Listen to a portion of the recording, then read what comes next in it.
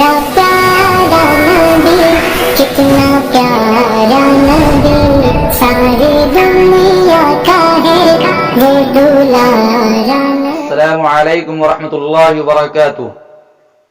محترم ناظرین و سامعین، مفتی عالمگیر دانش چینل پر آپ سبھی احباب کا تہ دل سے استقبال اور خیر مقدم ہے۔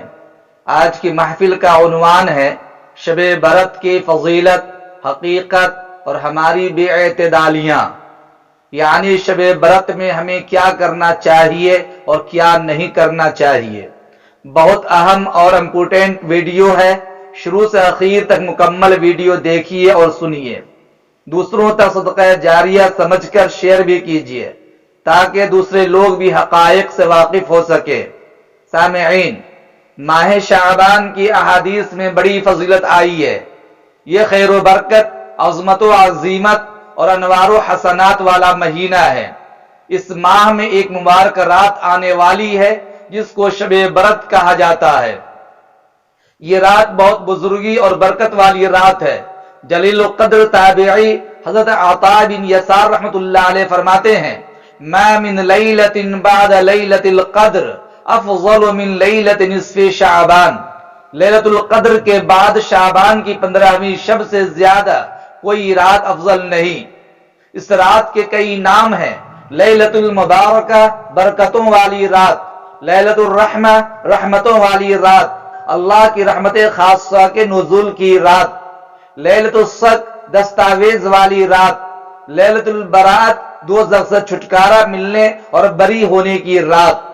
چونکہ اس رات رحمت خداوندی کے طفیل لا تعداد انسان دوزخ سے نجات و چھٹکارا پاتے ہیں، اس لیے اس رات کو شب برات کہتے ہیں۔ یہ شعبان کی 15ویں شب ہوتی ہے۔ احادیث مبارکہ میں اس شب کی بڑی فضیلت اور خصوصیات ذکر کی گئی ہے۔ مثلا اس رات میں قضاء و قدر کا معاملہ طے پاتا ہے۔ قہر اور رضا، قبولیت اور رد، قرب اور بعد، سعادت اور شقاوت، کرامت اور پرہیزگاری کی رات ہے۔ اس رات میں کوئی شخص نیک بخت بنایا جاتا ہے اور کوئی مردود قرار پاتا ہے۔ ایک کو نیک کاموں کی جزا دے کر کامران کر دیا جاتا ہے اور دوسرے کو برے کاموں کے بدلہ میں ذلیل و خوار کر دیا جاتا ہے۔ ایک کو اجر و ثواب دیا جاتا ہے، دوسرے کو دھتکارا جاتا ہے۔ پس بہت سے لوگ مغرور اور ہنسی کھیل میں مصروف ہوتے ہیں، حالانکہ وہ قریب ہلاک ہونے والے ہوتے ہیں۔ بہت سے شاندار محل اپنی تکمیل کو پہنچتے ہیں، حالانکہ ان کے مالک جلد ہی فنا ہو کر خاک میں مل جانے والے ہوتے ہیں۔ سچ فرمایا رب ذوالجلال نے، فیہا یفرق کل امر حکیم۔ سامعین و ناظرین، ماہ شعبان کی 15ویں شب شب برات کہلاتی ہے۔ شیخ عبدالقادر جیلانی رحمۃ اللہ علیہ فرماتے ہیں، شب برات کو برات اس لیے کہتے ہیں کہ اس رات میں دو قسم کی برات ہوتی ہے۔ ایک برات تو بدبختوں کو خدا تعالی کی طرف سے ہوتی ہے، دوسری برات خدا کے دوستوں کو ذلت و خواری سے ہوتی ہے۔ اس رات کی احادیث شریفہ میں بڑی اہمیت و فضیلت بیان کی گئی ہے۔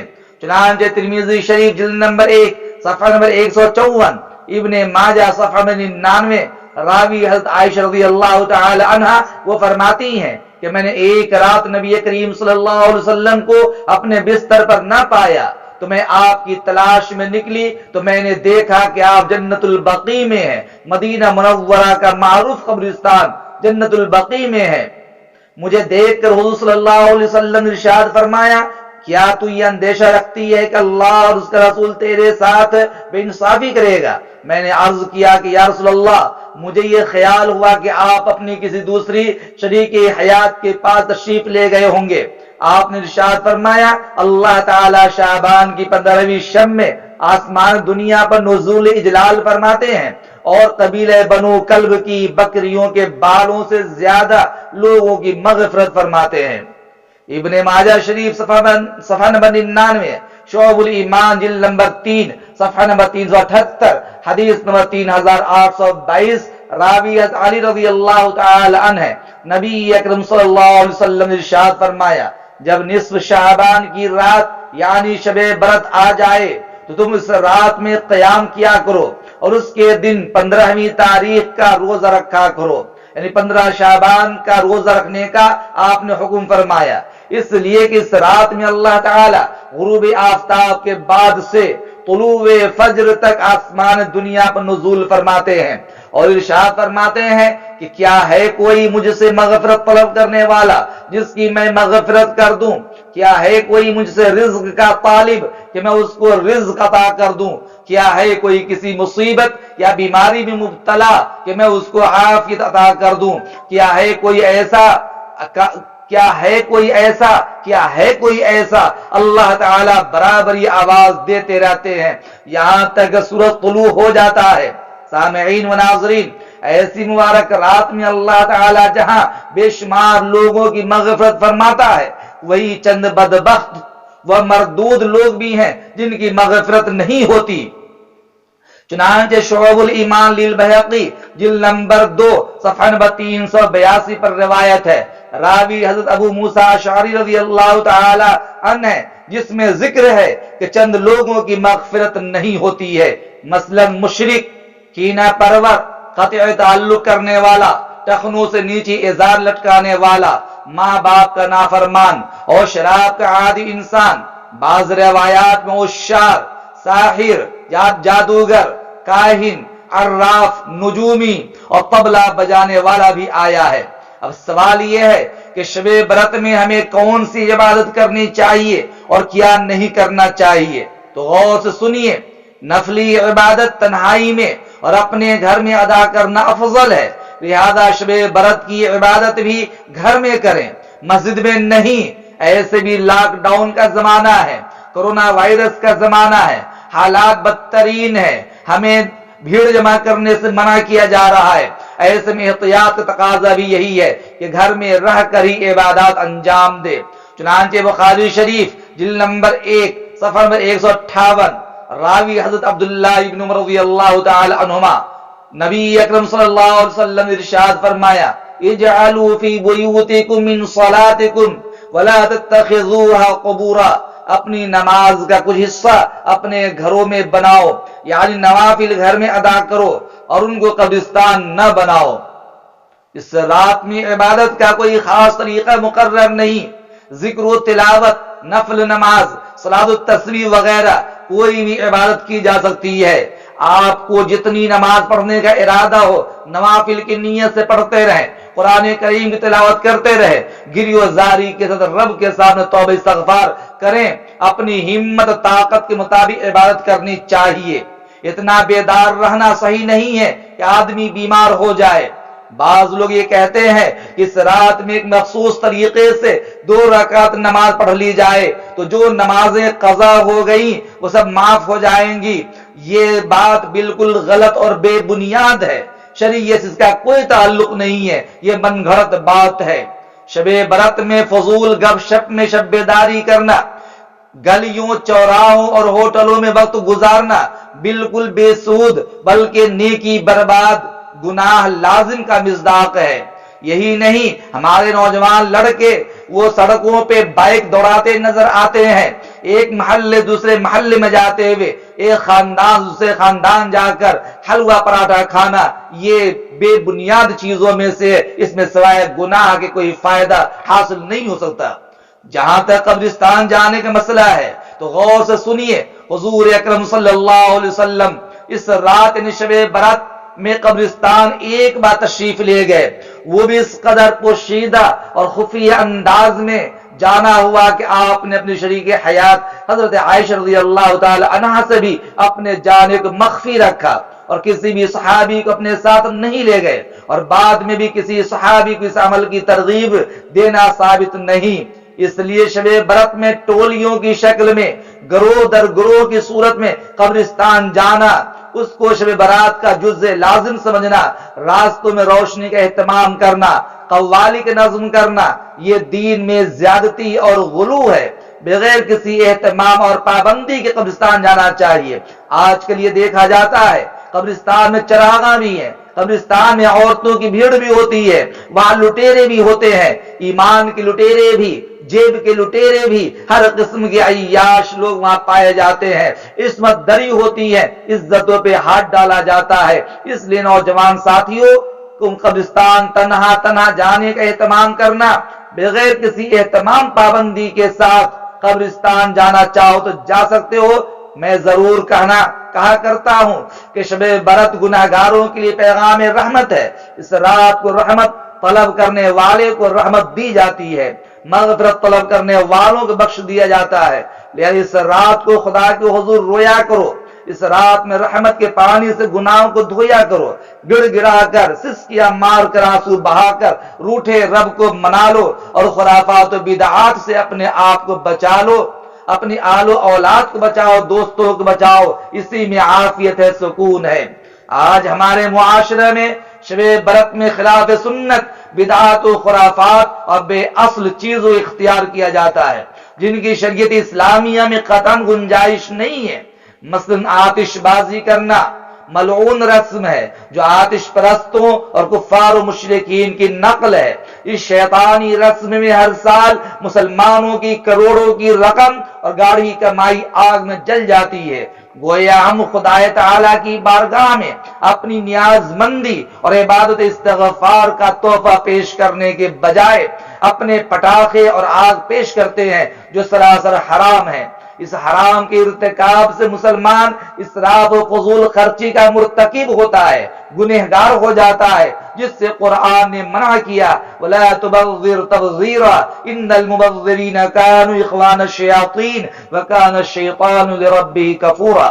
بے شک فضول خرچی کرنے والے شیطان کے بھائی ہیں۔ اس طرح اس عمل سے کفار و مشرکین کی مشابہت لازم آتی ہے، اور ہمارے اور آپ کے آقا صلی اللہ علیہ وسلم نے کفار و مشرکین اور یہود و نصارہ کی مشابہت اختیار کرنے سے سختی کے ساتھ منع فرمایا ہے۔ حضور نے فرمایا، من تشبہ بقوم فہو منہم، جو شخص کسی قوم سے مشابہت اور ان کے طور طریق اختیار کرے گا اس کا شمار انہی میں ہوگا۔ مگر افسوس ہے ہماری زندگی پر کہ ہر چیزیں آج ہم کو غیروں کا طریقہ پسند ہے، ہم نے ہر چیز میں غیروں کا طریقہ کو اختیار کر لیا، اور اپنے محبوب صلی اللہ علیہ وسلم کی سنتوں سے ہم نے نفرت اختیار کر لی ہے۔ بربادی اسی لیے ہمارے سر پر منڈلا رہی ہے۔ اسی طرح ہمارے اس عمل سے دوسروں کو تکلیف بھی ہوتی ہے، جبکہ مسلمان وہ ہے جس کے ہاتھ اور زبان سے دوسرے مسلمان محفوظ رہے۔ شب برات کے موقع پر بعض لوگ گھروں، مسجدوں اور قبرستانوں میں چراغاں کرتے ہیں، قمقمی اور لائٹ لگاتے ہیں، یہ بھی اسلامی طریقے کے خلاف ہے، اور غیر مسلموں کے تہوار دیوالی کی نقل اور مشابہت ہے۔ علامہ بدر الدین عینی رحمۃ اللہ علیہ تحریر فرمایا کہ چراغاں کی رسم کا آغاز یحییٰ بن خالد برمکی سے ہوا ہے، جو اصلاً آتش پرست تھا۔ جب وہ اسلام لایا تو اپنے ساتھ ہی آگ اور چراغ کی روشنی بھی لایا، جو بعد میں مسلم سوسائٹی میں داخل ہو گیا، اور نوبت یہاں تک پہنچ گئی کہ اس کو مذہبی رنگ دے دیا گیا۔ شب برات میں بعض لوگ حلوہ بھی پکاتے ہیں، حالانکہ اس رات کا حلوے سے کوئی تعلق نہیں۔ آیات کریمہ، احادیث شریفہ، صحابہ کرام کے آثار، تابعین و تبع تابعین کے اقوال اور بزرگان دین کے عمل میں کہیں اس کا تذکرہ اور ثبوت نہیں ہے۔ میں لوگوں سے صاف لفظوں میں کہنا چاہتا ہوں کہ دراصل شیطان نے یہ سوچا کہ اس رات میں عبادت استغفار کے ذریعے اللہ تعالی لا تعداد بے شمار لوگوں کی مغفرت فرمائے گا اور ان کی نیکیوں میں اضافہ ہوگا، تو مجھ سے یہ بات کیسے برداشت ہوگی؟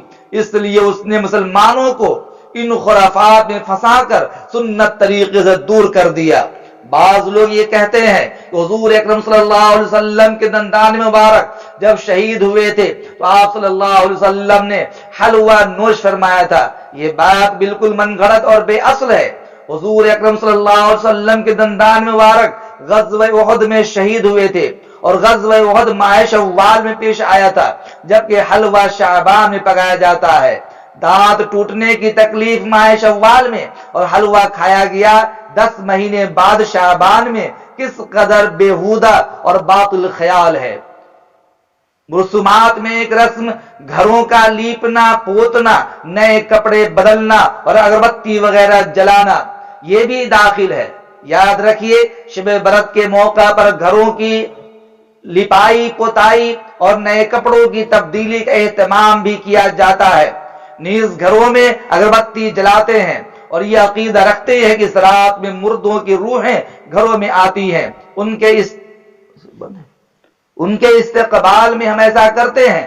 یہ عقیدہ بالکل فاسد اور مردود ہے، یہ عقیدہ رکھنا جائز نہیں، لہذا ان بدعتوں سے بھی احتراز لازم ہے۔ یہ بھی یاد رکھیے اس موسم میں، اس موقع پر مسور کی دال پکانا یہ بھی ایک بیہودہ رسم ہے۔ الحاصل بے شمار خرافات اس موقع پر انجام دیے جاتے ہیں جس میں خدا کو راضی کرنے کے بجائے خدا کو ناراض کر بیٹھتا ہے۔ اللہ تعالیٰ پوری امت کو صراط مستقیم پر چلنے کی توفیق عطا فرمائے اور بدعات و خرافات سے حفاظت فرما کر اتباع سنت کے جذبے سے مالا مال فرمائے۔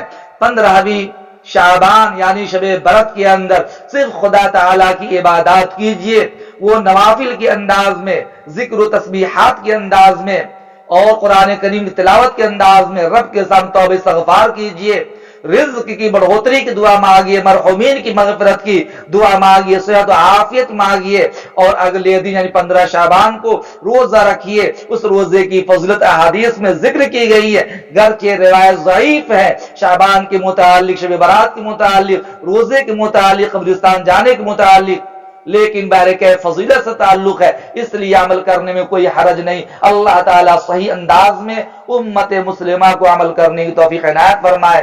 السلام علیکم ورحمۃ اللہ۔